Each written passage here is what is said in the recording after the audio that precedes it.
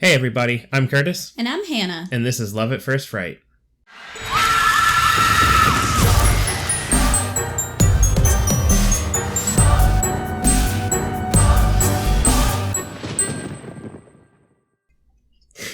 Thing where it's not funny, but I thought about it for too long.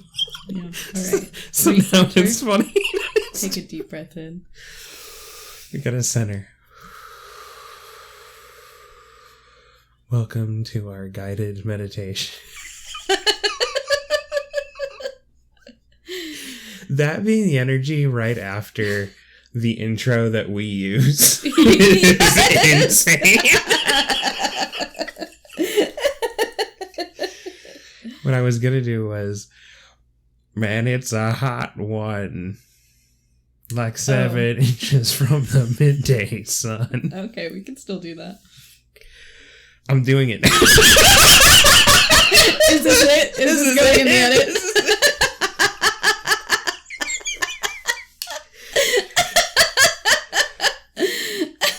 I thought we were being too self-referential about it. No, this is fucked up. You sure you don't want to start over? No, I'm gonna leave. I think I'm gonna leave all this in. This is gold. We nailed it. That's right. We don't do second takes around here. No, except for when we do. Yep. But and usually that's because like somebody farted or something. It'll be because like the cat will start breakdancing outside the door. Yep. And we'll realize it partway through one of us talking, and then we'll just be like, no. But it's really hot. It's like really hot. It's still springtime. It's humid. It's hot. I can see the pollen in the air. I hate it. Everything looks like it's yellow. It makes my car look like a tennis ball. Like it's got the fuzz on it. I know this is what like everyone says. Yeah. You know. Honestly, I've also been meaning to talk to you, and this is the perfect time on the podcast because you open the window in the bathroom when you shower. Yeah. For ventilation purposes, I do as well. Yeah. You leave the window. Because it's a hot one. You leave the window like open. 7. Just sort of indefinitely until I close it. It's kind of an indoctrination thing. I want you to stop doing that because I found a small layer of pollen on one of my makeup brushes. Because you left it open all morning. Well, you know. You can't take a shower without cracking a few windows. Well, you can crack open the window safely without doing irreparable damage. Yeah. And then close it when the steam leaves. Which is what I do. But I feel like the air wants to get in and out, you know? And who am I to deny it? You feel like the air wants to get in. Yes. And out. Yeah, the inside air wants to get out, the outside air wants to get in. And who am I to deny that? I have a proposal. The fucking outside air doesn't pay my AC bill. Okay? So stop letting my inside air out. I'll think about it. I'll just continue to go behind you and close it. I wish I had a screen. I don't know that it would help. Pollen's probably too small. It might help. I mean, it would also help with the bugs because sometimes you also let moths in when you shower. My friends. Yeah, they said they were coming over, and I thought it was cool. Let them use the front door if they're your friends. Why are you trying to hide them? Say, oh, I don't want to be seen with you. Come in the back entrance. They just, you know, that's how they like to get in. Sometimes I let them in through the front. Yeah, I know. And then they get on the TV. They get on the TV, and it's a problem. Yeah. It's fun because it looks like there's a little bug now in your show, and like the actor's like staring at it. Yeah, or it's landed on the actor's face. Or eyeball. Or Charlie decides he's going to try to get it. Yep. And then he's swatting at the TV, sort of obstructing the view. Yeah. Which is great. Yeah. So anyway, these are some of my complaints. You got anything for me? We're in a sharing mode. What have I done around the house recently that you don't like? I don't know. I'll take that as nothing because I'm a perfect roommate. No. I guess sometimes the laundry like comes out of the dryer and then it just goes. It like seems like it disappears, but I don't move it sometimes, and then I don't know where it goes. I put it on the chair. Yeah, I found it. Was that a really big problem? No, it wasn't a big problem. I'm just saying that's it. So the laundry leaves the dryer, and then you're like, I don't know where it went. Yeah, it could be anywhere. Okay, I think you've got your own problems. I don't know I can't help you with that. That's sort of on you. It's out of the dryer, though. I'm like, well, somebody got in here and stole my laundry. Yeah, this is a you problem. They left everything else in place. I'm not going to take any feedback on this matter at this time. No, that's fair. No, okay. It's just been hot.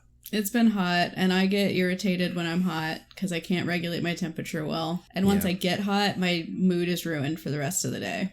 Mm-hmm.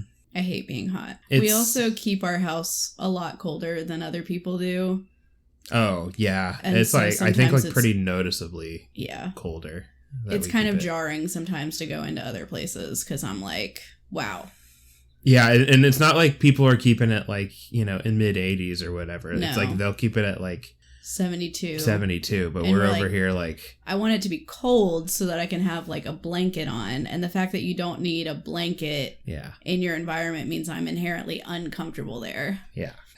we're just two weird warm individuals. Yep. That's why we're made for each other, because we're both okay with spending a lot of money in the summer on the electric, and then just next to nothing in the winter because we just turn that thing off. Yep, it's just an expense. Every time the spring rolls around, and I say, "All right, here we go. Here, it's time.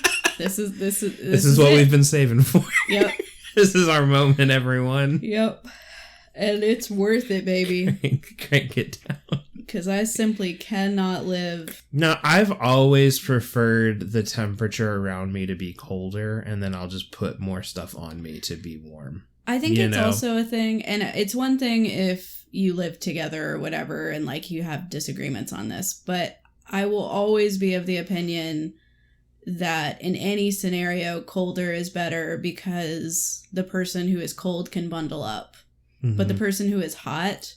there's no way for you to address that. If you're just in somebody's house and it's fucking hot, you can like take your cardigan off. That's only going to go so far. You're still fucking hot. Yeah. But if you're in my house and you're cold, I got blankies. We got lots of blankies. Yeah. Because we're cold. Yeah. We keep it cold all the time. Put your little hoodie on, bundle up, get a Snuggie. Yeah. Cuddle with the dog. You're perfect. Light a candle. And then you're comfortable. Do this with a candle. Yeah. Put your hands on it. Yeah. Not on it. In it. Around it.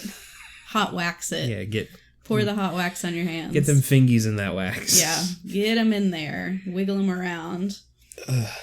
Yeah, no, it's so hot. It's honestly, okay, it's not that hot.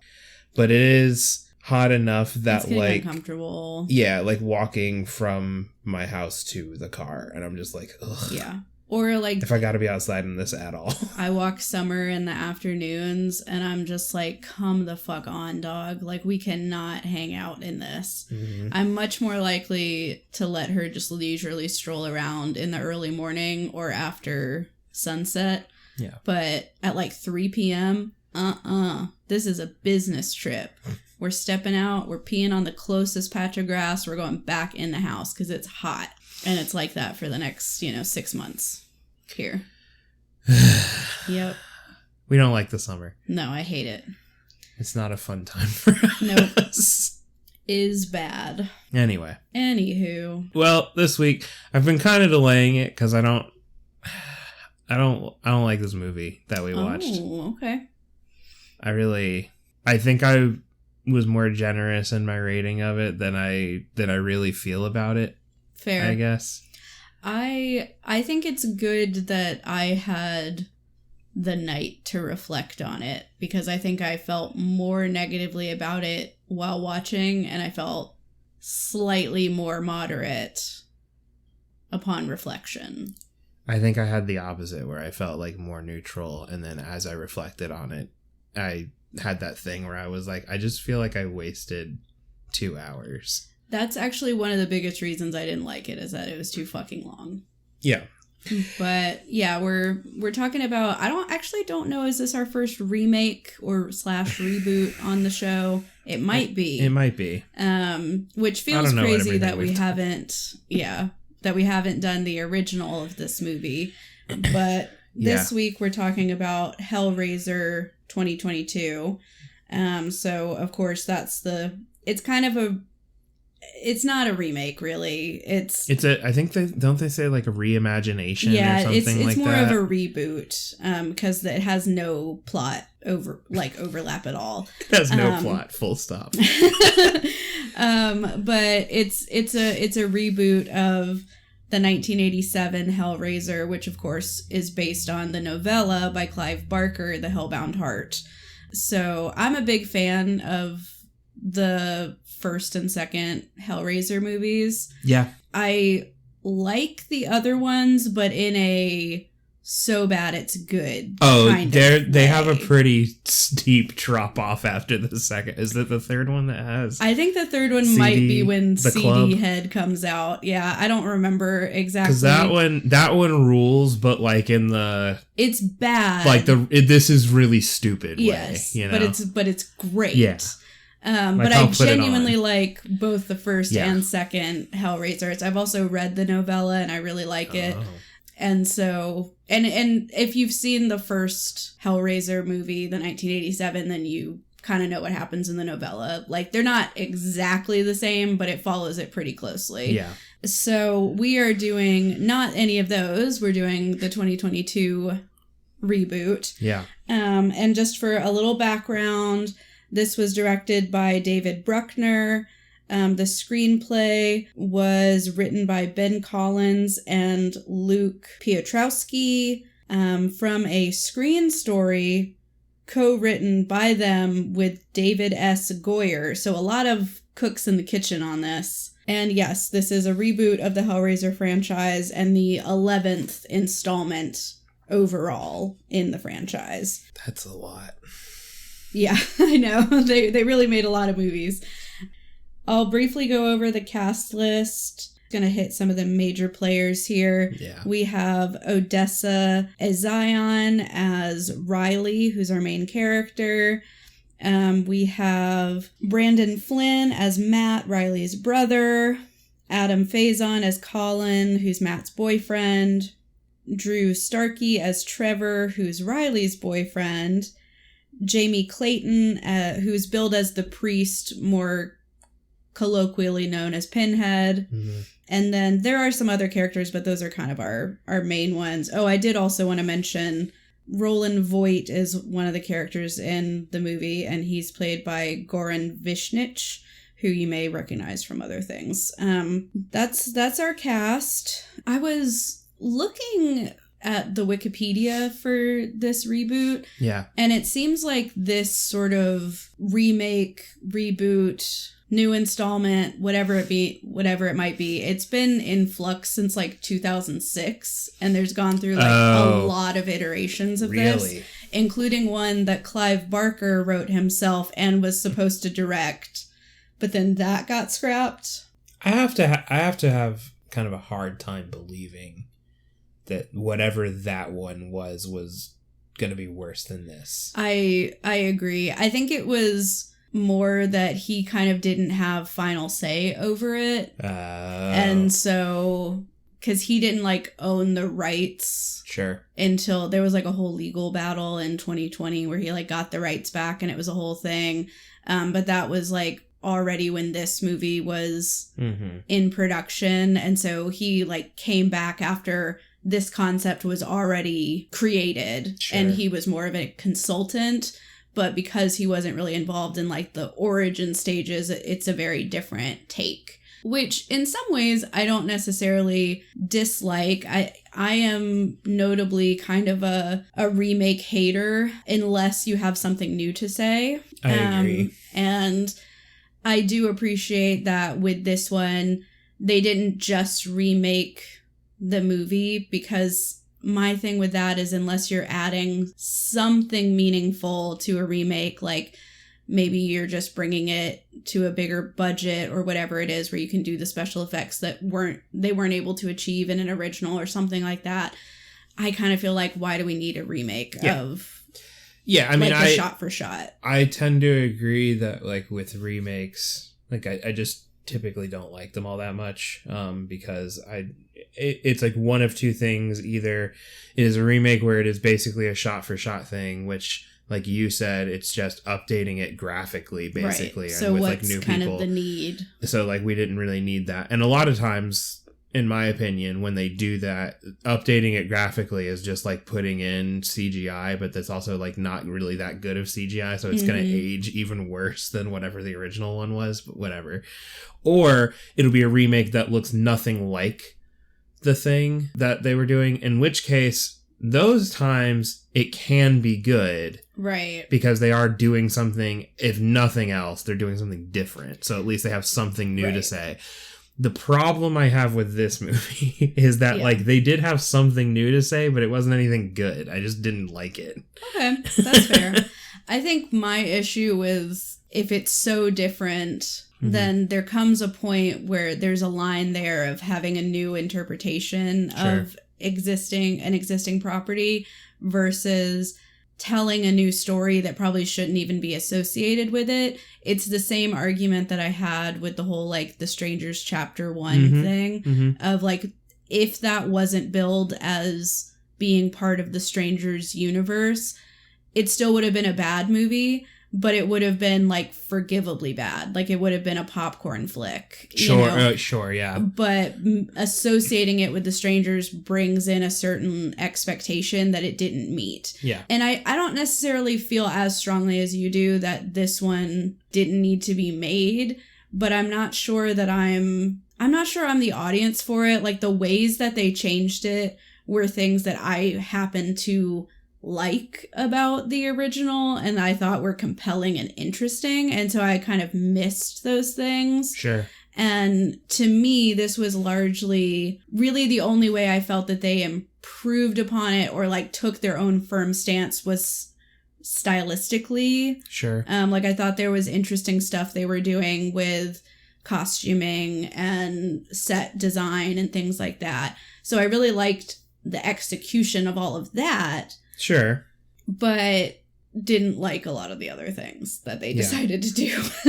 And I feel bad saying it because it's like, I wanted to like it. Well, and I think like what it is for me, like what it really can sum it up is that when the credits rolled on this thing, you and I both were like, I wanted to like it more than I did. So we went into it thinking, all right, because I also kind of distinctly remember when it came out on Hulu. Yeah.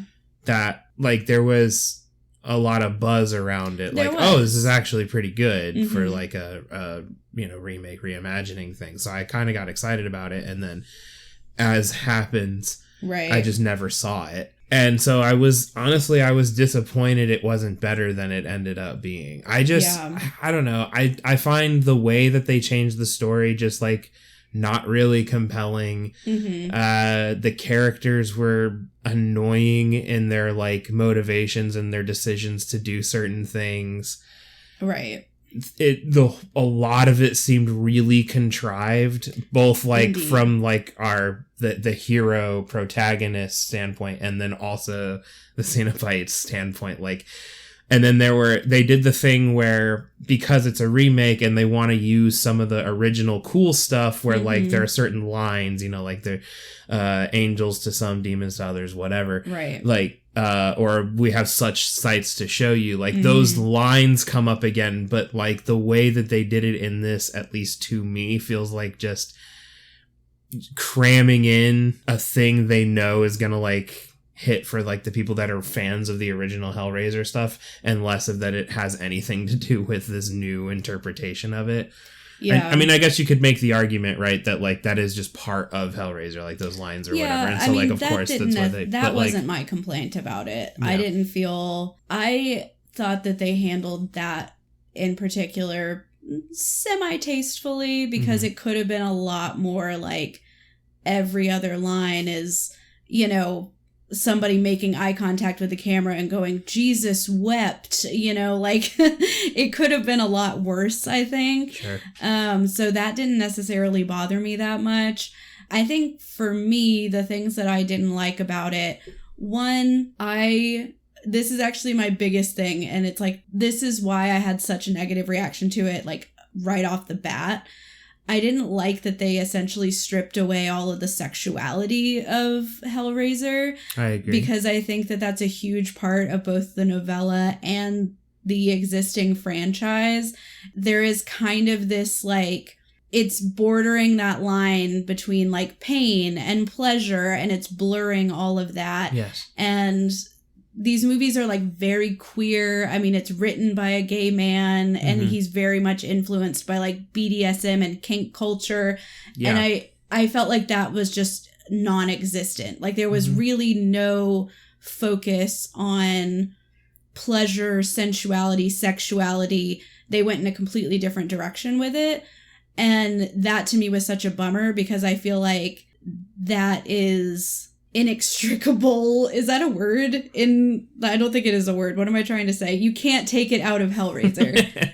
Yeah, no, I understand what you're saying. And I agree, though, that, like, it's weird because the original, the first two in particular, but I mean, I think it carries through even at least into the third one and the other ones, like sexuality and everything. Yeah. That is a huge part of the entire thing. And you get, you know, as they go on, I think Pinhead gets a little flanderized and becomes this, like, cartoonishly evil kind of villain. The third one, whatever the one is where, like, all of them come out of whatever hell world they're from and they're just walking the streets blowing shit up, or whatever, that gets a little ridiculous and I think misses the plot.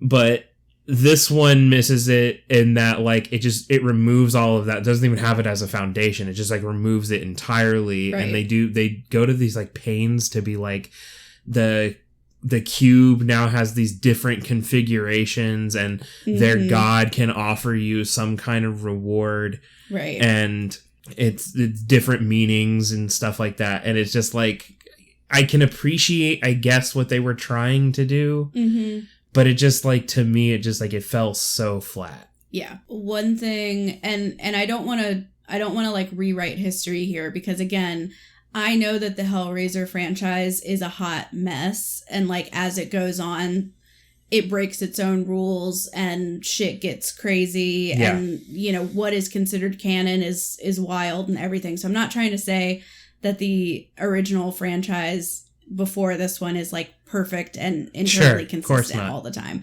But at least in the first and second one, which to me is kind of the canon, like, I think of everything else after that as just like, and what if they could do this? Yeah. Like, but 1 and 2 is such a strong, like, story to me. Yeah. And they're very internally consistent between the two of them. Yeah. And one thing that was also important was that it wasn't as simple as interacting with the box or solving the puzzle. It was the desire. Yes. And so you couldn't, quote unquote, accidentally summon them. And they to a point where even in the second one, when the girl, I think her name is like Tina or something, like the mute girl in the psychiatric hospital who's like a puzzle genius, she completes it and they explicitly disregard her.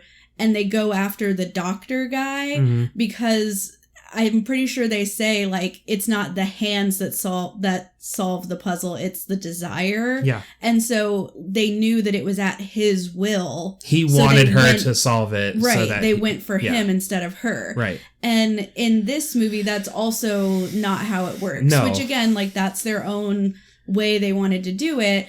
But to me, it felt a little bit cheaper. It felt more like any kind of, like, 2010s supernatural horror movie where it's kind of this thing of, like, you can pass it around willy-nilly and, like, someone just has to touch it or be stabbed with it or whatever. Yeah. And then you can just send it around like hot potato. And I didn't love that. Yeah. I understand that, like, this whole story couldn't have happened if that weren't how it worked.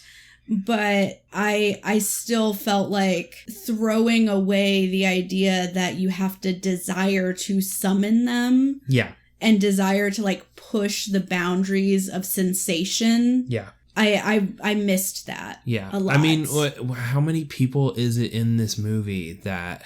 So the first guy that we see, Matt, Riley, technically, although she survives. Mm-hmm. Yeah, 3 people that we see involved in this get stabbed accidentally by it because they're not, aware. You could argue the first guy, he does have this desire to solve it, as well as Roland, right, who's there watching him do it. But, like, the other 2 people... A lot of them, actually. There's more than that, because the lawyer lady, she accidentally... you're right. Wrestling over it. So she had no desire. She actually explicitly had a desire to not use the box. Yeah. Which is why they were fighting over it. Yeah. And then the other people who get stabbed by this thing get stabbed because the person stabbing them is using it, like, as a weapon because they know how it works. Right. So that is wildly different from, earlier iterations. Mm-hmm. Yeah, I don't know. The other thing for me with this movie, and I'm going to eat my words here, this is actually the movie that has taught me something about myself, because I have long said, I'm on record on this podcast multiple times, having said that if you make a horror movie where the villain is a metaphor for mental illness, I'm gonna eat that shit up every time. And normally that does hold true for me. This is one of the first movies I've seen where it actively works against it for me, because the whole movie is kind of an extended metaphor for addiction and kind of the destructive nature of addiction, both internally but also towards like one's relationships. And it was so on the nose for me the whole time, even to the point where it's like, oh, she like finds some pills and she turns them over and it's like, well, maybe you should keep these. And it was so heavy-handed that it really turned me off. And I wish that there had been a bit more restraint in that, as if that had maybe been like a subplot or something that was kind of just in the background. But it was really like a driving force the whole movie, her addiction.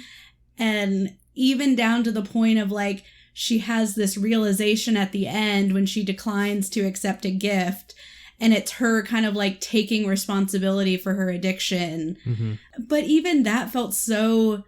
It just felt so hollow, because I was left thinking, okay, so she finally took responsibility for her addiction, but her brother is still dead and he was innocent. And I know you could look at this whole thing as, again, being metaphorical, that like he's not really in the story. It's not about his death. It's about the death of their relationship. And like she's done irreparable damage to it where she can't have access and she has to accept that or whatever. But within the fiction, he literally dies because he tried to help you. And it kind of felt like the messaging was all fucked up, where it was just kind of, it felt like what we ultimately landed on was it doesn't matter who you hurt as long as you get sober, which is not the lesson that any person in addiction should be taking away. You know what I mean? Kill them all. You're good because you're sober now. Like, there's so many other, like, taking responsibility for the harm you do to others and did to others, and, like, working to repair and rebuild those relationships and having community is essential in recovery. So, like, why are we sending these messages? I don't know. Maybe I'm being too literal with it, but... But I do think that like a lot of the messaging on it is really weird and inconsistent, because like you're right in that it is this big metaphor for addiction and everything, but then you have weird moments in it where in the climax of the movie we get this big twist reveal that Trevor is actually working for whatever his name, Roland White, and Colin is about to be taken by one of the cenobites, and Riley shows up and is like, wait, you can take someone else basically instead. And then she just offers up Trevor because now she knows that he was, working against her this whole time. Well, he's a bad person. Right. So he deserves this. And so it's just kind of all over the place. Yeah. And like, why not sacrifice yourself? Because you were the one that they said, if we can't have you, then give us another. Yeah. Why not fucking sacrifice yourself? Yeah. I don't know. And then the whole thing where at the end where they're like, you possess the final configuration, what is your reward? And she, looks back and she's talking with Matt there for a minute, her brother. And then she's like, no, I don't want anything from you. Like, it's this big, proud moment as though she, like, really worked through some shit. Yeah. And I'm like, not really. You got everyone except for your brother's boyfriend killed. Straight up killed. And yourself. Yeah. And also, like, I know that it was temptation and everything of, like, him being there in that conversation. But she really, like, did she learn anything? Because I don't think so. The whole idea of, like, turning it down would be that you think you're getting something good, but she's been exposed to this enough to know that all of it's a monkey's paw situation. So she knows she's not actually going to get her brother back. So what does she think would happen? Like, she had no other choice but to decline their gift. Yeah. It's not like she, bravely sacrificed her relationship with her brother for the greater good or something. If she had accepted her brother, she would have done so knowing that it would have been some fucked up, weird version of him that wasn't real. Yeah, Roland pretty much explicitly explains in a villain monologue like why he looks like he has like this weird contraption that like runs. It's like plucking his nerves like a harp. Basically. Yeah, and it's at like random intervals, so he can never actually grow numb to it. Right. And so he's pained, and it's like some weird magic sorcery stuff because like his heart is not in there, he can't like die or whatever. Yeah. And so he's like constantly in pain by this, and his whole objective was to get them to basically get somebody to go through the entire series of configurations with the cube until it got to the point where he could request an audience with this god again and then get this thing removed from him so he could go back to normal. Right. And they end up explaining to him, Pinhead does, that they cannot take their gifts back, but that they can make an exchange for a different gift. So he accepts and he chooses power, I think, this time. Right. I can't remember what the word is that he... For the other one, they all have L is the one, I think, except for power, but I'm not totally... Power, I think, is Leviathan. Leviathan, you're right, it was. That's just synonymous with power. Sure. But anyway, so they all have L's is the word that they use or whatever, and so he exchanges this, and the machine thing falls off of him, and then he gets a giant hook comes from the sky and pulls him up. Pulls him up like a goddamn fish.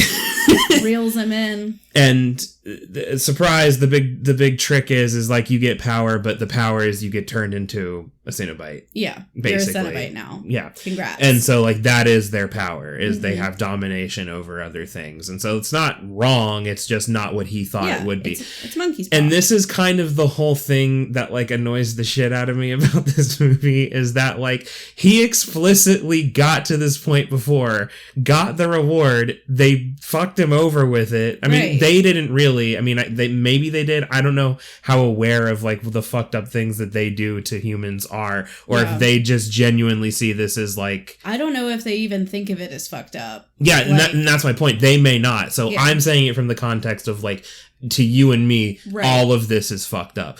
But he experienced this and he really thought, well, if I just do it again. Right. And I'm just like, hey, I don't like what I got. Surely they'll take it back. Right. Or if I get another one, that's the one that'll really work out for me. Work the kinks out. Yeah. Because now I know to explicitly ask for it to not pluck my nerves like a harp. Yeah. And the only instance we have is towards the end when he's like being turned into one. It kind of rides that line with him specifically between that, like, is he in pain or is this pleasurable? Right. He's starting to sort of surpass human sensation. Literally the only hint we get of that in the entire movie. Everyone else who gets got by one of the cenobites, it is explicitly painful. Right. And like they're obviously being tortured and not enjoying this at all. Yeah. I don't know. It's just, they do so many like things like that in this movie that I really don't care for. The whole thing where Riley, she's like, I don't know, in a 12-step program or something and staying with her brother. Yeah. Or whatever. And eventually she gets kicked out. And this kind of leads to the whole like series of things happening. And she's like going through her trunk in her car and she finds a little thing with pills and she just like throws them out, but then she picks them back up just to have her be high while she messes with this thing. So she can be like, oh, was that a thing that I was hallucinating or was it the box? And that's explicitly just so that there's uncertainty about the situation, which doesn't even really matter because she fully believes the box is responsible immediately. The only thing that the pills accomplished was made it so other people didn't believe her, but they probably wouldn't have believed her anyway because she has a history of drug use. Yes. So even if she was like fully sober and she's telling them she was fully sober, they would have been like, yeah, of course you were sober. Right, exactly. Which probably would have been a slightly better storyline because then it would have actually been her dealing with the consequences of hurting all of these people and her relationships being destroyed and this, that, the other. But instead, it's just like they immediately, like everyone basically immediately glosses over the fact that she was definitely using drugs after having been out all night drinking and stuff. Right. And they're just like, but your brother, where is he? Yeah. Where'd Matt go? Yeah, it's like they don't even care anymore. Yeah, and I mean, like, I get Trevor's motivation in that he's secretly working for Roland the whole time. So, like, that's why he doesn't really care. Right. But, like, the other two people, Colin and Nora is just such a ridiculously useless character in this entire story. She's there to get killed. She's literally there to get killed. Yeah. It's so dumb. Fully there to get killed. It's tough. I think that the other thing I didn't like was kind of this whole extended research sequence where she's trying to put together the pieces of like, what is this box? Who does it belong to? Whatever. And they simultaneously do a lot of glossing over of like how they got from point A to point B, but also painstakingly make us go through every part of the puzzle with them. Yeah. Because it's like, we can't just skip right over who owns the building and blah, blah, blah, and just get to Roland and get into the good stuff. Otherwise, it wouldn't have been over 2 hours. Yep. We have to like have them fucking look up real estate records to determine who owns the building, to connect them to this person, to connect them to, you know, this house over here and this piece of property that's related to this unsolved missing persons case and blah, blah, blah. And I'm just like, I don't give a shit. Yeah. I don't care. I don't care. Bring back Pinhead. I want to see Pinhead killing people. Yes. Like, what are we doing? I know. It was rough. It was this is my problem with every movie post 2019. Okay. Every movie wants to be 2.5 hours long. It's not necessary. It's not fucking necessary. No. It's so weird because it's almost like they, like you said, like they glossed over certain things, but then they wind back around to where they don't actually gloss over it because there was a really confusing part where after Matt gets got, we don't actually see him get got. We hear him scream and then he's just not there anymore. It's heavily implied, but yeah. Oh, yeah, and then later one of the, I think it might actually be Pinhead, explicitly says to Riley that his ending was like, you know, spectacular or whatever. So he's definitely dead. But after this whole thing happens, Riley goes to Trevor. They start looking into stuff about the cube or whatever. And then they're just like at some kind of medical facility, assisted living. I don't actually know because we don't spend like a ton of time there. But that's where we like meet up with this assistant lady who worked for Roland. And we met her briefly at the beginning of the movie. Yeah, and both of us, when we were watching this, were like, how the fuck why are we here? What happened? Why did we go here? Because they don't explain it at all. So they're glossing over it, but then when they start talking to her, they're like, oh, well, we looked it up. The warehouse where we found the box was registered under your name. Yeah, and I'm like, so... Yeah. Like... but it's still 2 hours long, so what are we doing? Just cut this out. Like, just cut all that shit out and just go right to, who ordered the fucking shipping container with the mysterious box in it? Roland Voight. Guess we better go to his house. You know, like, just go right for it. Also, insane that... So, within the fiction of this, Roland Voight went missing under like suspicious circumstances, and he was wanted for, well, he was like a suspect in multiple like missing persons cases, and it was kind of a whole thing. Mm-hmm. Why haven't police fucking searched this place? Because everything was just sort of as it was. Yeah, it just kind of looks abandoned. Roland just sort of lives in the walls, and you're telling me police hadn't torn that fucking place apart? How is this?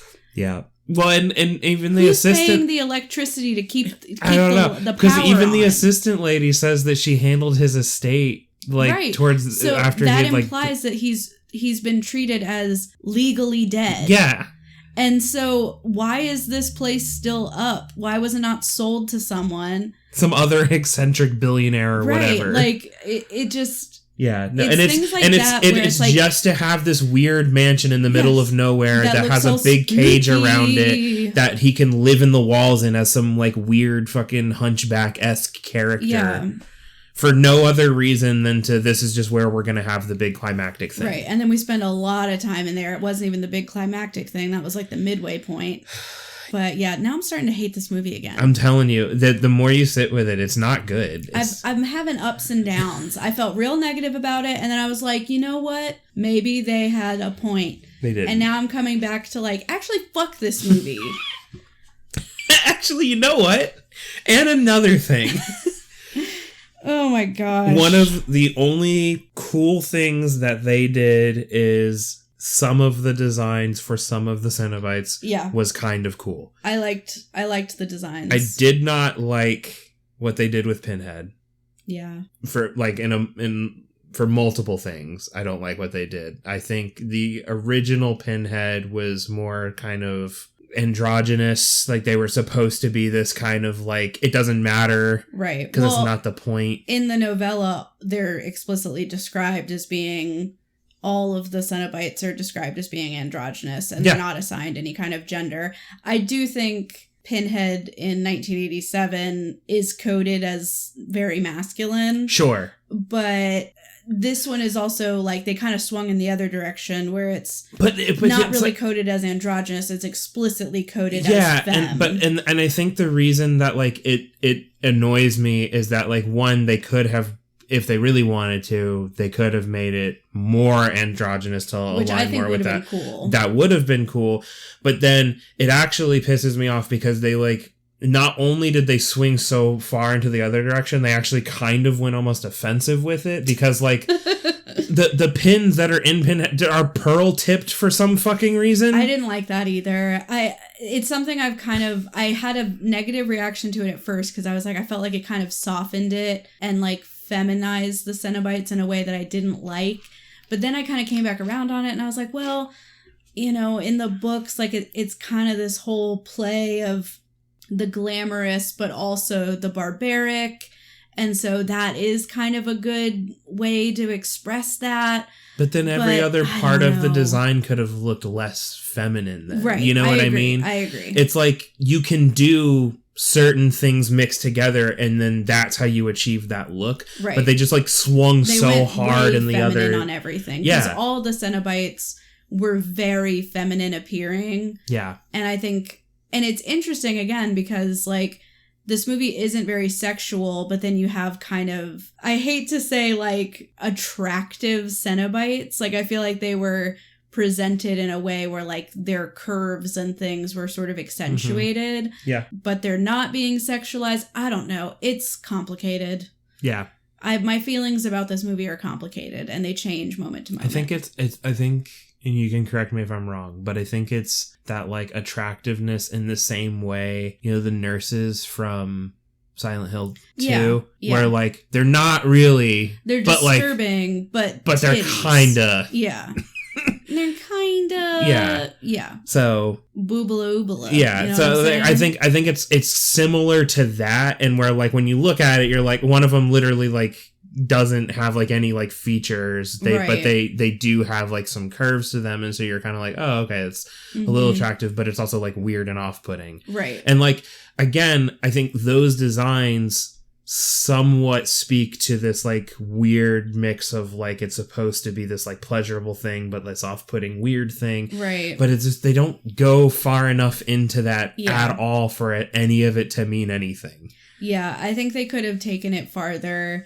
And they could have, I would have appreciated more androgynous, like everybody. Yeah. I think that would have been more true to the novella. I don't know. I did like the performance of Pinhead. I thought she did a pretty good job. Yeah. And honestly, I would have been sweating if I was in her shoes, because that girl had to have gotten some death threats on Twitter. Oh, yeah. Coming in, playing a woman? How dare a woman play Pinhead in my Hellraiser? Yeah, no, I whatever I think about the movie, that would never. Not her fault. That's fucking crazy that anybody would ever do that. And I know that it happens, not just with like this. I don't know that it did. I'm sure it did. I don't even have to Reddit exists, so it did happen. Yeah. But like other movies where like, it's insane. It's just, I liked her performance. I know you and I don't agree on all of it, because like I liked some of her monologues, and I liked some of the incorporation of lines from the original and everything. So I thought she actually did a pretty good job, especially with some big shoes to fill. Sure. Because Pinhead is so iconic. And I mean, the actor Doug Bradley, I mean, he played Pinhead so many times. Mm-hmm. And to his credit, another thing that I, read in the kind of production of this was that they, I guess, had asked him if he wanted to do like a cameo. And there were two reasons. I think the official reason was that it was like during 2020 when they did the filming, and he was like, nah. Yeah. But also he was like, I kind of want to leave my Pinhead legacy the way it is now.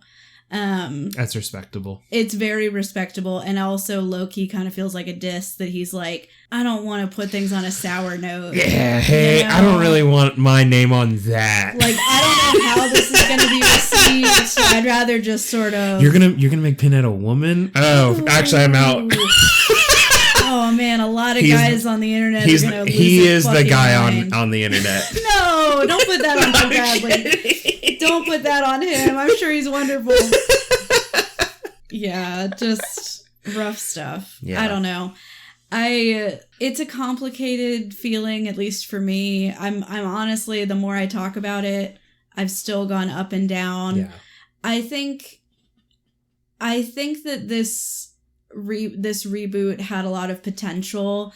I think with some changes, it would have been something that I would have genuinely liked. Sure. But I don't know. The way it currently exists to me, again, just to kind of summarize, the biggest missteps were removing the sexuality from, the universe. Mm-hmm. And then also removing the aspect of having like intent and desire mattering.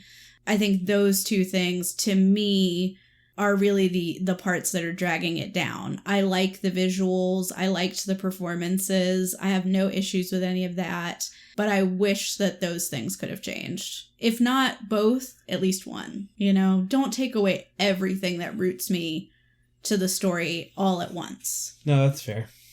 What I'll say about it is we have watched other movies for this podcast and just outside of this podcast that I have disliked significantly more than this. Oh, of course. So this movie for me is just mid. Like I don't like so hate it that I'm gonna, I mean, obviously I will talk about it for like an hour, but like, yeah. I'm not gonna go to like a meetup with people to discuss my hatred of this movie. Yeah. And a woman? Yeah. What? Crazy. everything else would have been fine if they just removed all the ladies. Yeah. No. But if you're gonna put ladies in there, they should have big titties. Yeah. Retweet. Yep. Anyway, let's rate this thing. Let's rate it. I am just now realizing that my score, which I think accurately reflects the journey that I've been on, is exactly a 5. And I think that's because I truly feel on a coin flip how I feel about this movie changes, because I think there were a lot of great things and I think there were a lot of really bad things. Yeah. Mine works out to a 4.6, so my coin toss would land more negatively every so often. Yeah. On that. So together, official score 4.8. I wouldn't put it on again. I don't think it's worth watching again. I would not put it back on again. It's too long. It's too long, honestly. If for no other reason, it's too long. It ain't worth I would rather go watch, because I don't know how long the original Hellraiser is, but if it is 2 hours, it's got to be a tight 90. There ain't no way that movie is 2 hours. Hour 34. Told you, tight 90. And the story is so much more compelling. They fucking know how to make movies in the 80s. Also, man. I gotta say, for me, the lowest category for this one was scares for me. I put it at a 3. I don't think this movie is that scary. If you're not into like blood and stuff, it's probably upsetting, because there's like a significant bit of that. I gave it a 6 in scares because I think that the graphics, there were multiple parts where I was like, ooh, that would hurt. There was one really, we can kind of talk, we can use this to like go into our scariest part. So I'll say my scariest moment was the scene where she does give up Trevor.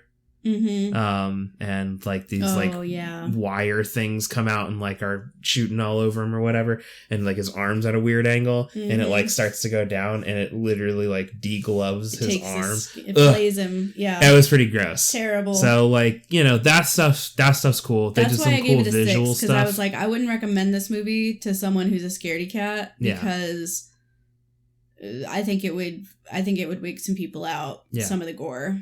I just, to me, what it comes to is a lot of the moments of like, when Matt gets killed, we don't see it. Right. We just hear him scream. The first guy that gets killed, we don't like fully see him die. He's in the background and it's blurry. It's like you can kind of see he's like hovering in the air and like hooks are coming into him and stuff. And you can see some blood, but it looks really bad, like CGI in the background kind of a thing. At least to me, it looks really bad. I didn't notice that because it was blurry. Yeah. I like, all I could look at was that in the background, and it didn't look good to me, but whatever. Fair. And so like what it just keeps coming back to is like there are some really cool effects that they do. I think the flaying thing is pretty neat.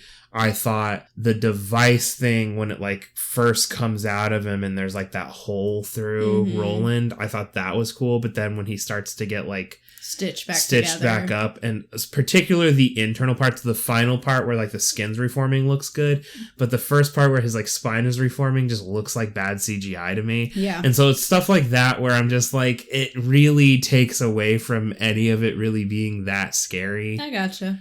So, but not to say that it's not scary if you don't like blood and stuff, because this is a gory movie. Yeah. His 3, I'm going to be real with you. He can't hear me right now. He's wacko for calling this a 3. What? But told you couldn't hear. But yeah, I can't hear you. I'm opening the window in the bathroom. Sorry, I'm in a tunnel. Oh, look, a moth. Fuck off. Yeah, I think this movie is too gory to get under a 5. That's fair. But that's just me. I'm just rating it from like maybe I'm too desensitized to it. I think I'm kind of desensitized too, but I try to think about it. Put myself in the audience. Maybe I'll just like, I'm not going to change my rating because that feels unfair, but I will like put a little asterisk and say maybe it's like this movie pissed me off enough that it's like it's tainted. It sounds like you were pissed from the get-go. You're like, this CGI was so bad. I just don't like it. It's not good. Okay, fine. The original one has a scene, and it's still, like, when I think about it, it makes me cringe. I don't like it. Yeah, because I've talked about it before. There's a scene where they're moving into the house, and he has a couch, and he, like, hits his hand on a nail that is sticking out, and it's the head of the nail. It's not, like, the pointy part of the nail. It catches on, like, the back of his hand, and it's a practical effect, which, like...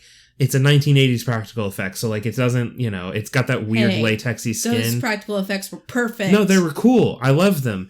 But it has that weird latexy skin ripping thing or whatever, and then the blood gushes out, and that makes me cringe so much more than anything that happened in this entire movie. Fair. So, that's where I am with it. You know, everything else I rated around a 5 because it's just, like, it's so incredibly, like, I don't know. My lowest score was entertainment. That's fair. Because it's too fucking long. It's too long. Make your movies shorter. Make your horror movie shorter. Hey, directors out there, this is a genuine note from my heart. Edit yourself. Yes. Horror movies in particular, because we're not talking about your Dune Part 2s. I think those should be shorter too. No, they should be, but, like, we're not talking about those. Sure. They can do whatever they want because we're not watching them for this podcast, or probably ever. I don't care enough about Dune to see them. If I'm watching Dune, I'm watching the old one. Sure. I haven't seen that either. I'm probably not going to watch it. Whatever. Anyway, the point is, horror movies in particular, we don't care about the lore. Like, almost ever. Not enough to make any one of your movies 2 hours long. Okay, I accept it with that. You want to get into the lore? That's where you have Friday the 13th Part 6, Jason Lives. Because now we've had 6 movies of runtime to get the lore down. We have 6 movies to dissect it. That's how you get your length out. Yeah. You just make 8 million movies about it, and then you say, yeah, that's Jason, baby, that's Hellraiser. We got 11 of these things. Here's what I will say, because I love lore. Yeah. But I agree with you that it's not worth making your movie over 2 hours for. No. And here's my argument every time. Yeah. One of the greatest remakes ever is The Ring. Yeah. Great remake of the J-Horror Ringu. Awesome remake. That movie also has a research segment where she's having to put together all the pieces. They keep that shit under 10 minutes. Yeah, that's a good movie. That movie fucking rules. That was a good movie. Both the original and the remake both rule for different reasons. Yeah. But the remake is so good. And they have this intriguing research segment, but that movie is not over 2 hours long. Yeah. And we get way more fucking lore in that movie than we did in this one. Yep. So what happened after 2019? I don't know. I feel like people think the movie needs to be 2 hours long because that's what people want. I disagree. I don't think people want that. An hour and a half is great. Yeah. And if you don't have an extended research scene, who cares? Right. You show up. It's a horror movie. We're not there for that anyway. They can show up and the bad guy can be like, "How did you find me?" Whatever. And the person will be like, "I looked it up," and then they just get to fighting. Found your number in the yellow pages. They can just explain it. You know what I mean? Like, we don't have to have our cake and eat it too moments where we go to the facility where the assistant lady is staying because she's on, assisted living now or whatever. And then also explain how we found her. Like, we can just go there. It's fine. Yep. Or something. I don't know. Or just give us the briefest research montage. Or skip that entire part and just be like, because the end result is them going to fucking Roland's place anyway. Just go there. What I said. Yeah. No, I get it. It's just like, it is frustrating because it starts to feel like I just wasted an extra 30 minutes or 2 hours for the entire runtime of this movie. So. Yes. Agreed. I support this. You could be a third of the way through the second Hellraiser movie if you just put them on back to back. This is what I'm saying. And it's way more worth your time. Yeah. The second Hellraiser rules. Yeah. Because they bring back the stepmom again. Yeah, and Julia's hot as hell in a weird 80s way. Yeah, and she's mean. She's mean. She's mean in both of them, but significantly meaner in the second. Yeah, I mean, she's pretty rancid the whole time, but, like, we love that about her. Yeah, it's cool. Anyway, I think we've said enough. Yeah, watch this movie if you want, but don't blame me if you don't like it. I will say, you might enjoy this movie if you're not, like, a Hellraiser fan. if you don't have anything to compare it to like we do, then you might not feel those feelings and you might just take it as it is. Oh, maybe. Which is always, I feel like always a consideration with remakes is that we're by nature, even if we try to set it aside, we are doing a direct comparison. Mm-hmm. So, take that with a grain of salt.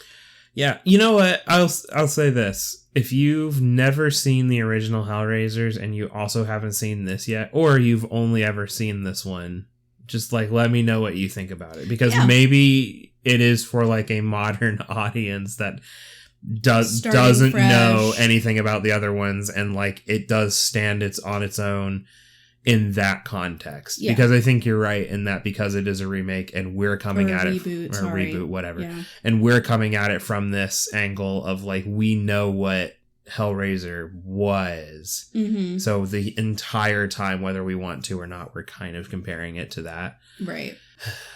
Yeah. Just take it with a grain of salt. We're diehard fans. We're old school fans. Yeah. Anyway, you got anything else to say? No, I'm surprised we didn't do like a You Open the Box. I came. Yeah. They didn't do that in the movie. I was waiting for it and they never did it. That's another hour on this episode. Yeah, they didn't say You Open the Box and I came. I'm pissed. I'm coming. Oh no. It's like out of all the lines they could have done, they didn't do that one. Yeah. It would have been, honestly, mad respect if they had Chatterbox do it. Like, not actually say it, but just like, but like in a way that you could tell. Yeah, like, it didn't even have to be words, but just like did it in a way that you definitely Morse knew. Code yeah. With the smacking. This is making great radio. That is hard. I had to concentrate so much to do that.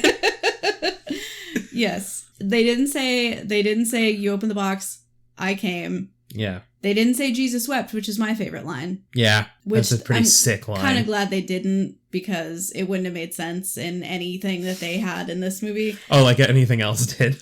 Yeah, but I love that line so much. It goes so fucking hard. Yeah. And also, just side thing, if you haven't seen any of the Hellraiser movies, Hellraiser 1 and 2 are worth a watch. Yeah, go watch those. Decide what you will about this one. Whatever relationship you want to have with this movie is your own. Yeah. Not ours. And then watch whatever the Hellraiser one is where CD Head is in. You can just look that up. Yeah. It's 3 or 4. Yeah. He throws CDs and he's covered in them. It's sick. It's great. It's cool. All right. Well, anyway. If you have any feedback, suggestions for us, or if you want to let us know what you thought about Hellraiser 2022, you can hit us up. We're on social media. It's at First Fright Pod on Instagram and X. We also have a Gmail. That is firstfrightpod@gmail.com. And we also have a Facebook page. It's just the name of our podcast, Love at First Fright. Feel free to interact with us there. We'd love to hear from you. I'd love to know which one of you sick freaks actually likes this movie. I have a feeling we're going to get some feedback from our friend group when this episode drops. I have a feeling we know some people who might be opinionated on this. Oh, you think they liked it? I don't know. That's why I'm curious. Okay. Yeah. So if you know us personally and you have my number, let me know what you thought. Yeah, please. Please. As always, scare well. See you next time. I came. You opened the box. We all decided that we would like to come together. Goodbye. It was a group decision. Except